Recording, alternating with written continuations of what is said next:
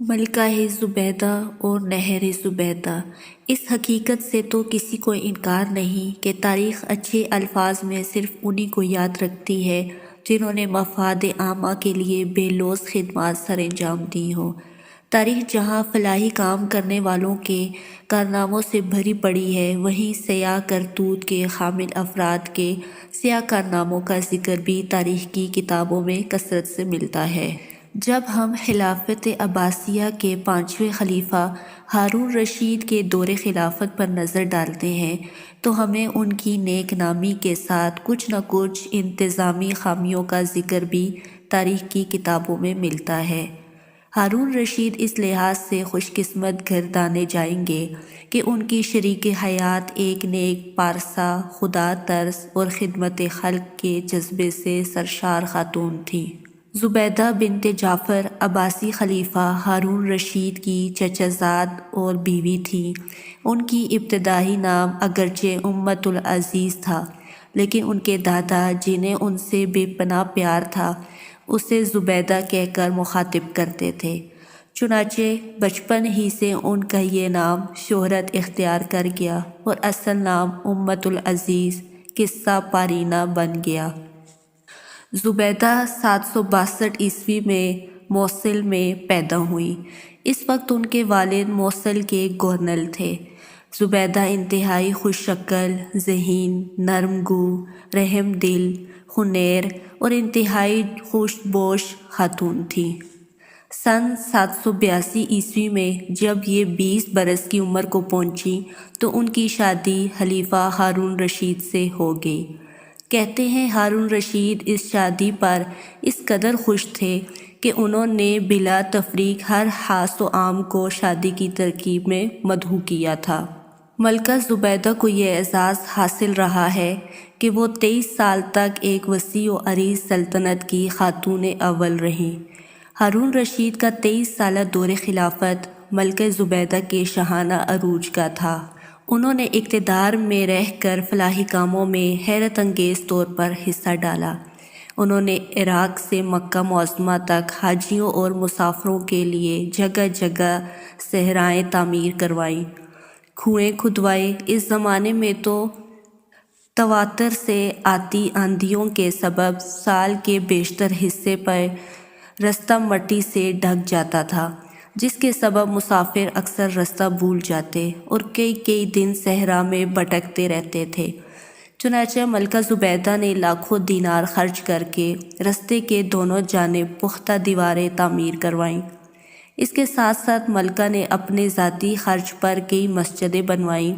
علاوہ ازیں ملکہ زبیدہ نے ایک نہر آر-کوہ بنان سے بیروت تک بنوائی اور اس پر معتدل پل بھی بنوائے جن کے نشانات آج بھی موجود ہیں۔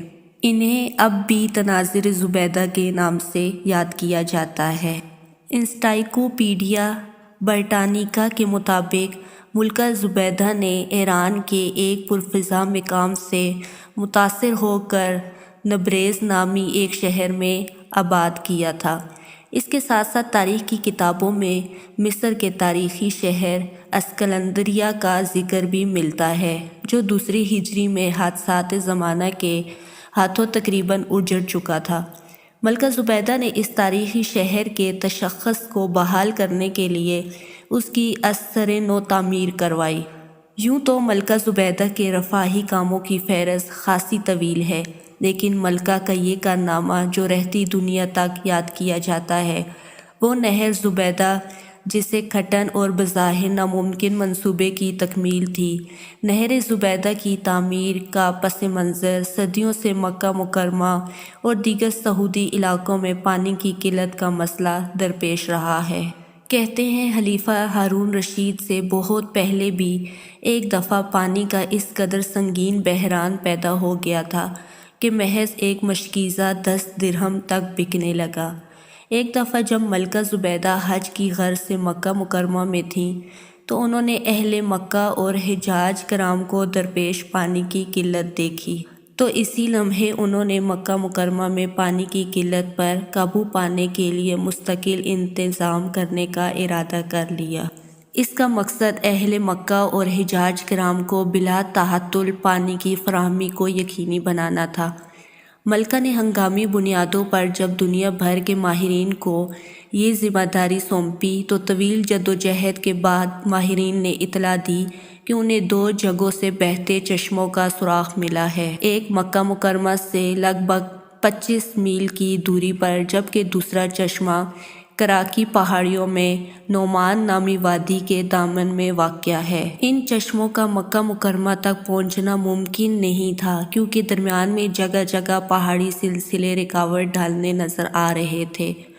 ملکہ جو اس نیک کام کا تہیہ کر چکی تھی، انہوں نے اس موقع پر جو احکامات جاری کیے وہ تاریخ میں سنہری حروف سے آج بھی زندہ ہیں۔ ان چشموں کا پانی مکہ تک پہنچانے کے لیے ہر قیمت پر نہر کھودو، اس کام کے لیے جتنا بھی خرچ آئے پرواہ نہ کرو، حتیٰ کہ اگر کوئی مزدور ایک کھدال مارنے کی اجرت ایک اشرفی بھی مانگے تو دے دو۔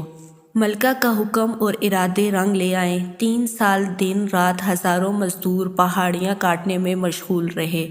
منصوبے کے تحت مکہ مکرمہ سے 35 کلومیٹر شمال مشرق میں وادی حنین کے جبال طاط سے نہر نکالنے کا پروگرام بنایا گیا۔ ایک نہر جس کا پانی جبال کرہ سے وادی نعمان کی طرف جاتا تھا، اسے بھی نہر زبیدہ میں شامل کر لیا گیا۔ یہ مقام عرفات سے 12 کلومیٹر جنوب مشرق کی جانب واقع تھا۔ علاوہ ازیں منی کے جنوب میں صحرا کے مقام پر واقع ایک تالاب بئر زبیدہ کے نام سے تھا، جس میں بارشوں کا پانی ذخیرہ کیا جاتا تھا۔ چنانچہ اس تالاب سے 7 کاریزروں کے ذریعے پانی نہر تک لے جایا گیا۔ پھر وہاں سے ایک چھوٹی نہر مکہ مکرمہ اور ایک عرفات میں مسجد النمرہ تک لے جائی گئی، اور یوں اللہ نے اہل مکہ اور رجحان کرام کی سن لی اور نہر کا یہ تاریخی منصوبہ تکمیل کو پہنچا۔ بہت سارے لوگوں کے لیے یہ انکشاف شاید نیا ہوگا کہ اس نہر کا بنیادی نام عین المشاش تھا، لیکن اللہ تعالیٰ کو شاید ملکہ زبیدہ کے نام کو اسی نہر کے توسط سے دوام بخشنا مقصود تھا، جس کے سبب یہ نہر زبیدہ کے نام سے شہرت اختیار کر گئی۔ نہر زبیدہ 1200 سال تک مکہ مکرمہ اور ملحقہ علاقوں تک فراہمی آب کا بڑا ذریعہ رہا۔ پھر 1950 کے بعد اس نہر سے پمپوں کے ذریعے پانی کھینچنے کا سلسلہ زور پکڑتا گیا، جو رفتہ رفتہ نہر کی خشکی تک آن پہنچا۔ آج بھی اس کا ایک بڑا حصہ محفوظ حالت میں موجود ہے۔ بلا شبہ یہ ایک گھٹن اور بظاہر ناممکن منصوبہ تھا، جسے ملکہ زبیدہ کی مد برابر حکمت عملی اور انتھک کوششوں کے طویل کامیابی ملی۔ نہر زبیدہ در حقیقت اسلامی ورثے کا ایک نادر نمونہ اور انجینئرنگ کا لازوال شاہکار ہے۔ اس کی تعمیر دیکھ کر آج بھی انجینئر اور ماہر تعمیرات حیرت میں پڑ جاتے ہیں کہ صدیوں پہلے فراہمی آب کے اس عظیم اور کٹھن منصوبے کو کیسے پایۂ تکمیل تک پہنچایا گیا ہوگا۔